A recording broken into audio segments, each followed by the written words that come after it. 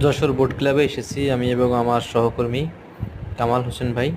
তো আমরা এখন টিকিট নিলাম 50 টাকা করে, এই যে টিকিট। আমরা যশোর পালবাড়ি থেকে এসেছি দুইজনা। তো আপনারা একটু কথা বলে আসবেন। রিক্সা ভাড়া 200 টাকা চাইছিল দুজনের, তো আমরা কথা বলে 100 টাকায় আসছি।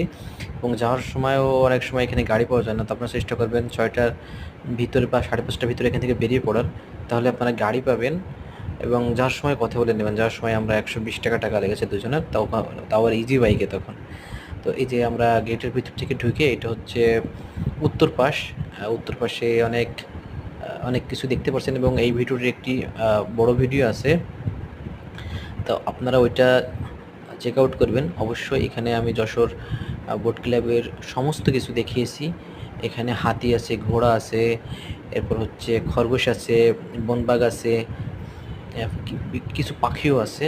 তো সবগুলো আপনারা দেখবেন। তো এই ভিডিওটি এই পর্যন্তই, শর্ট ভিডিওটি। আপনারা ফুল ভিডিওটি দেখার অনুরোধ রইল।